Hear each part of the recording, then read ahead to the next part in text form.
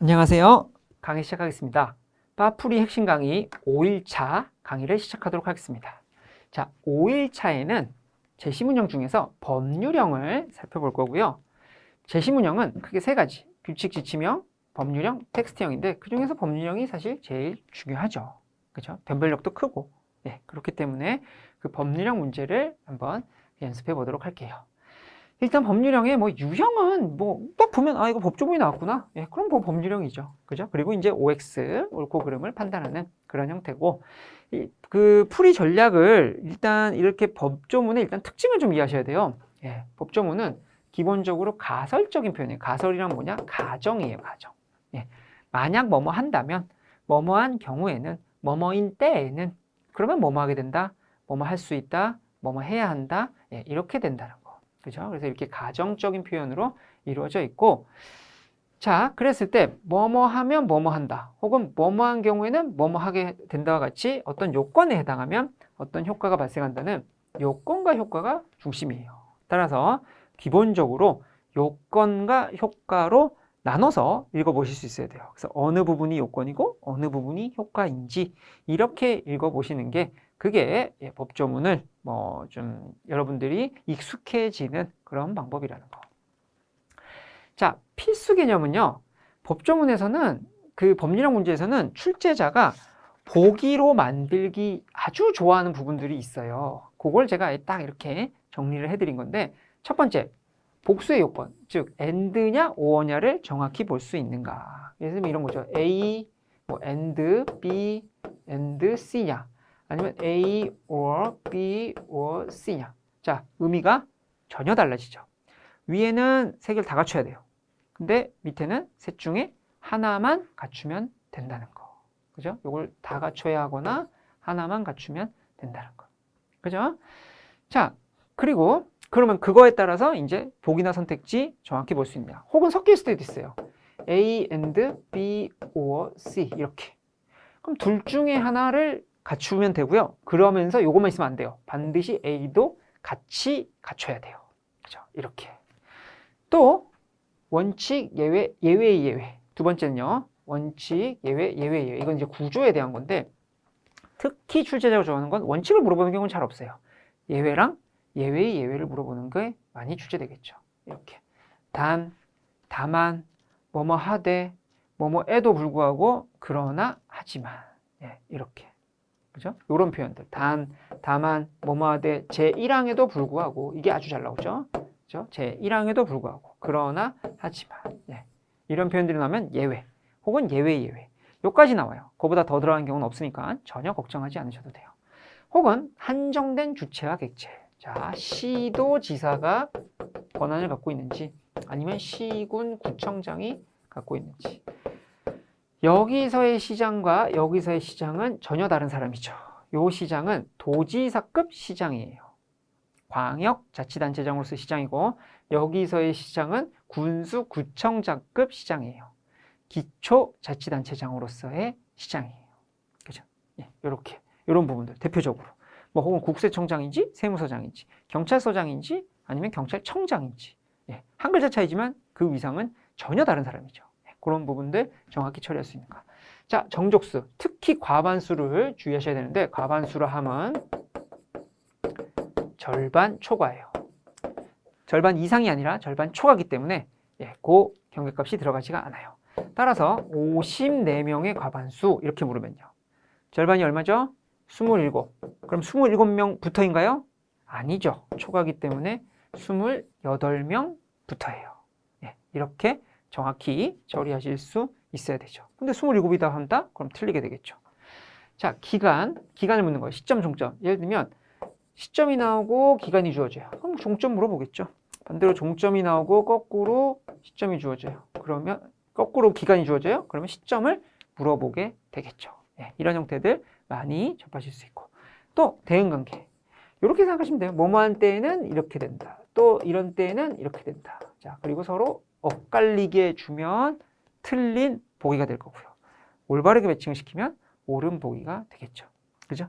아주 흔하게 볼 수 있는 모습이고 또 의무이냐 필수냐 뭐뭐 해야만 하는 건지 아니면 재량인지 임의적인지 뭐뭐 할 수 있는 그런 부분이 되는 건지.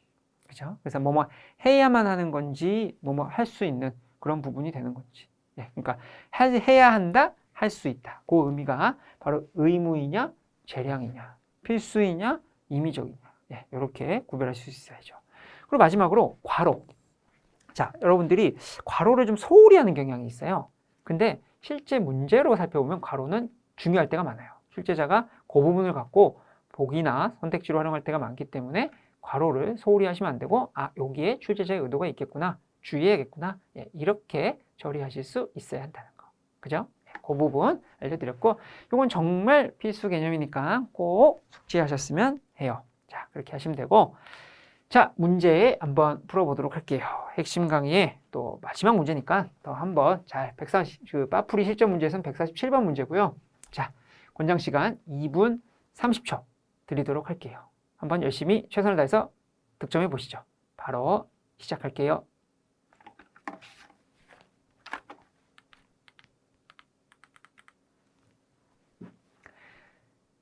자, 같이 한번 살펴볼게요.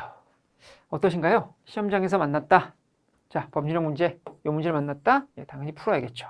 그죠? 보기 조합형이니까 크게 걱정하지 않고 나는 그 중에서 일부 보기만 갖고도 답 잘 고를 수 있을 거야. 이렇게 해보시면 되겠죠.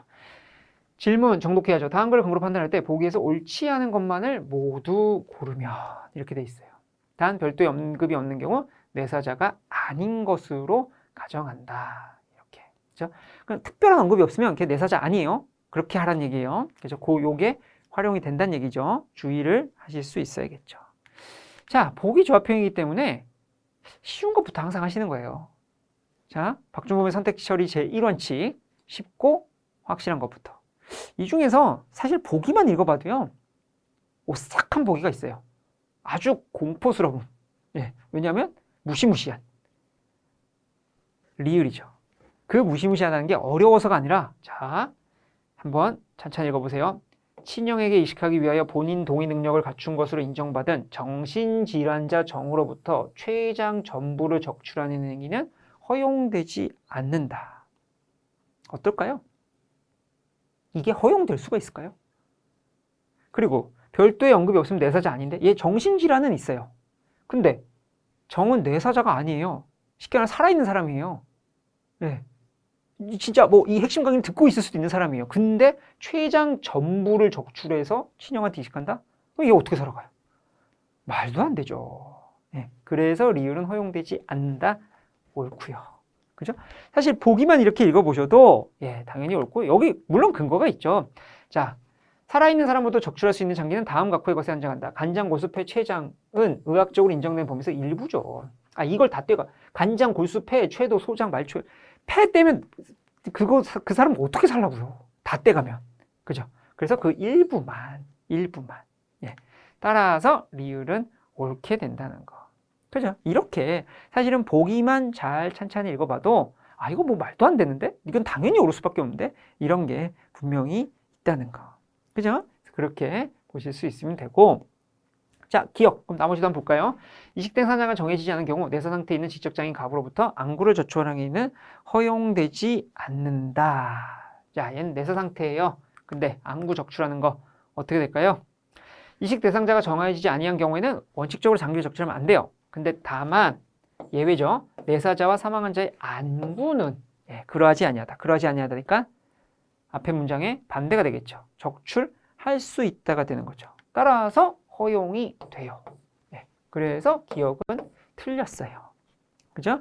그 다음 니은. 친구에게 이식하기 위하여 을로부터 간장의 일부를 적출하는 행위는 허용되지 않는다. 자, 을이 18세네요.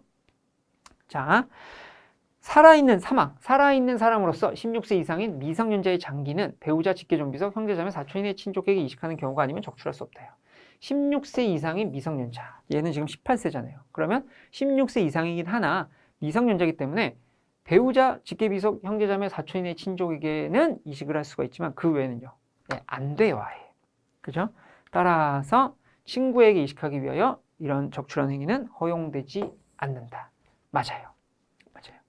그 다음 디귿. 사촌 오빠에게 이식하기 위하여 병으로부터 골수의 일부를 저출하는 행위는 허용되지 않는다라고 되어 있어요. 그죠?